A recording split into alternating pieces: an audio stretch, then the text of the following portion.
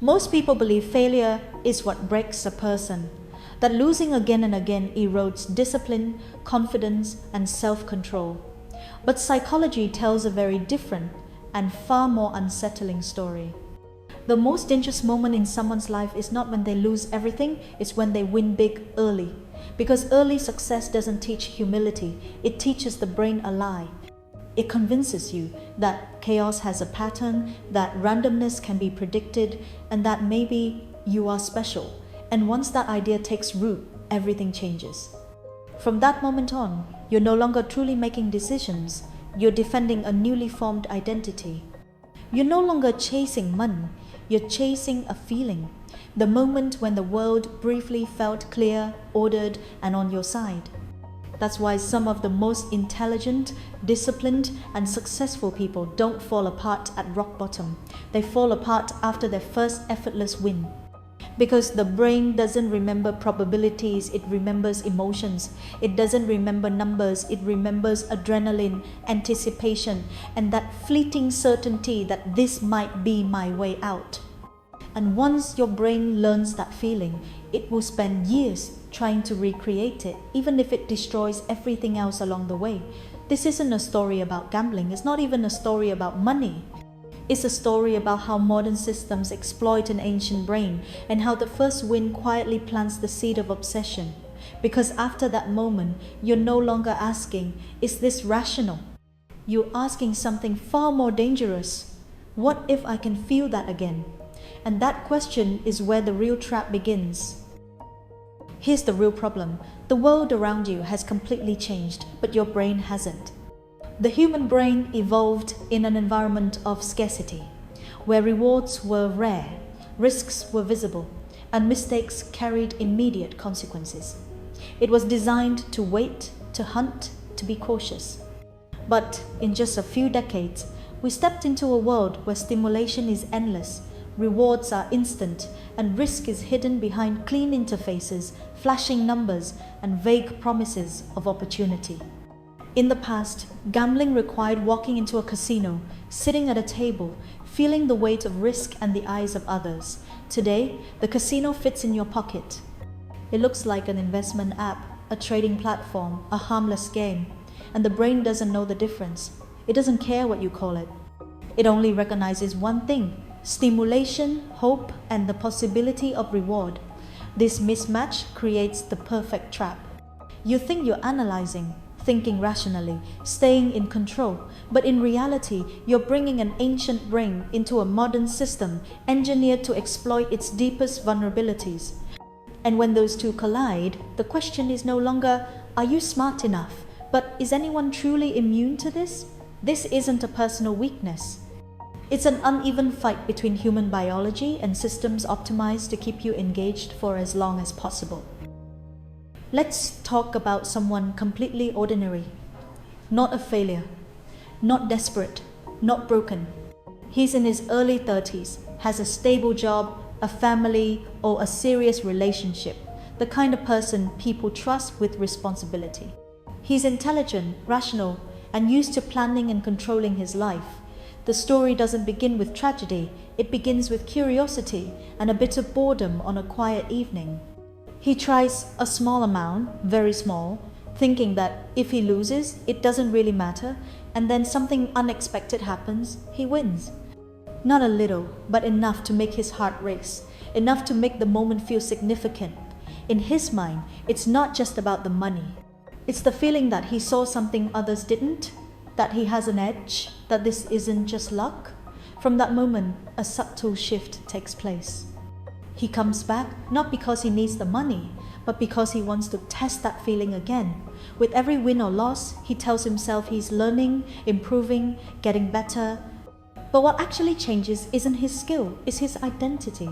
He's no longer just someone trying it for fun. He begins to see himself as someone who understands the game. And once that identity forms, walking away becomes much harder. Because now, quitting doesn't feel like stopping at the right time. It feels like admitting that the first win was never really his. What's happening to him isn't a lack of willpower or intelligence. It's a series of extremely powerful behavioral mechanisms quietly taking over his brain. At the center of this trap is intermittent reinforcement, a reward system the human brain responds to more strongly than any other. When rewards are consistent, the brain learns to wait. When rewards never come, the brain gives up. But when rewards arrive unpredictably, sometimes yes, sometimes no, the brain becomes hyper-engaged and unable to disengage. This is amplified by dopamine, a chemical often misunderstood as the happiness hormone.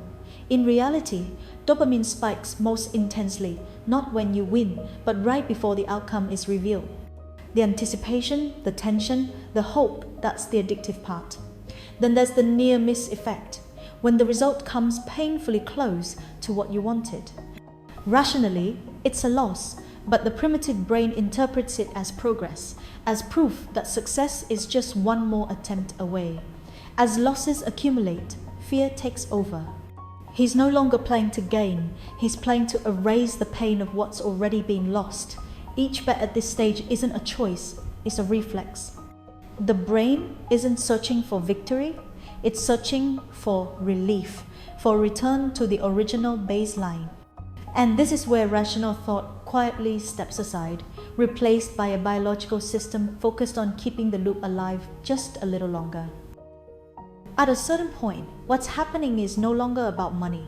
He's no longer sitting in front of a screen trying to win. He's trying to make his emotions disappear, if only for a moment. The waiting, the anticipation, becomes a special mental space where everything else goes quiet. Work pressure, unpaid bills, family expectations, the fear of falling behind, all of it fades into the background. For a few brief seconds, he's no longer a husband, an employee, or someone carrying responsibility.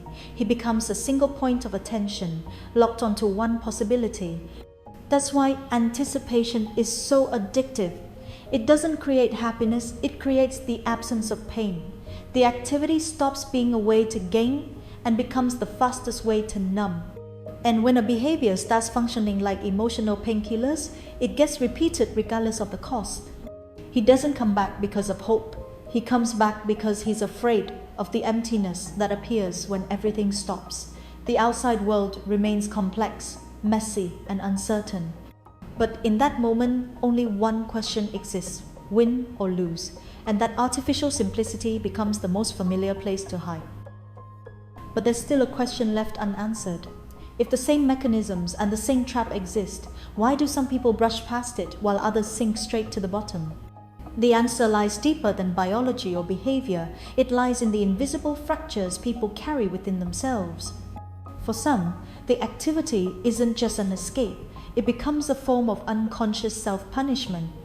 On the surface, they may appear successful, reliable, even admired, but internally they carry a quiet belief that they're not good enough, that sooner or later they'll be exposed as imposters. When losses pile up, paradoxically, a part of them feels relief, because the external reality finally matches the internal narrative. Pain stops being just a consequence and becomes proof of existence. At the same time, under stress and pressure, the adult mind often regresses. Rational thinking fades, replaced by magical beliefs that they're special, that the universe is sending signs, that one more attempt will change everything. This is the illusion of omnipotence, the feeling that thoughts can bend a fundamentally random reality, and beneath it all lies loneliness, not the absence of people, but the absence of real connection. When someone can't speak their fear, shame, or emptiness out loud, they turn to numbers and screens, places that never judge and always respond. The activity becomes the most toxic companion of all, because it listens, it answers, and it offers the sensation of being real, even if only for a moment. At its deepest level, this entire struggle revolves around a single illusion, the belief that we can control what was never meant to be controlled. We're taught to strive, to optimize, to master our circumstances, and in many areas of life, that works. But when that mindset is carried into systems governed by probability and randomness, it turns against us. People don't lose because they lack intelligence, they lose because they apply willpower to something that doesn't respond to willpower at all. Each attempt becomes a quiet effort to prove that control still exists, that with enough focus, enough calculation, enough persistence, order will emerge. But the uncomfortable truth is that this order was never there to begin with. Randomness cannot be conquered, only accepted. And it's this resistance that creates suffering. When you stop forcing the world to make sense, you begin to release the energy trapped in a battle you were never meant to win. Letting go here isn't weakness or surrender, it's an act of courage, recognizing your limits and returning to life what never belonged to you. The moment you accept what you cannot control, you don't lose freedom, you reclaim it. If there's one thing to be clear about, it's this. Recovery doesn't start with promising yourself you'll never do it again. Willpower, on its own, rarely wins against deeply ingrained biological and psychological loops. What works better is changing how you respond when the urge appears. Instead of fighting it or giving in, you learn to stay with it in silence. An urge behaves like a wave. It rises, peaks, and eventually falls, whether you act on it or not. Your task isn't to defeat the wave, but to avoid being carried away by it. At the same time, you need an honest memory.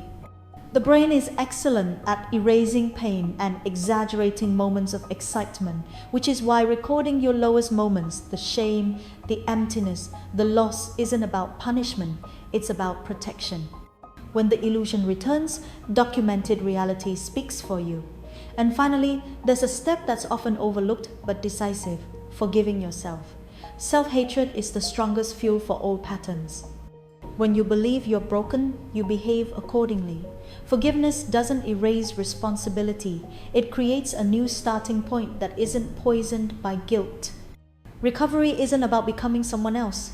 It's about learning to stop using the same poison to numb the same pain. In the end, the most important thing to understand is this: the real victory isn't getting back what was lost. That money, if we're honest, has already served its purpose. It became tuition for a lesson no school ever teaches about the limits of control and the cost of running from pain. The real win begins on an ordinary morning, when you wake up and no longer feel the need for intense stimulation just to feel alive. When you can sit with silence without panic. When life no longer has to scream to feel real. You realize you don't need flashing numbers to feel excitement or spinning wheels to feel hope. Joy returns in its simplest forms. A complete meal, a conversation without defenses, a night of sleep without restlessness. Recovery isn't the moment you stop playing. It's the moment you stop needing it to feel whole. And that sense of wholeness doesn't come from a big win. It comes from no longer running from yourself. This path isn't fast and it isn't loud, but it's the only one that doesn't lead you back to the same place. If you've made it this far, be patient. Every wound needs time to heal. The light isn't at the end of a bed. It's in your ability to remain here with life fully awake.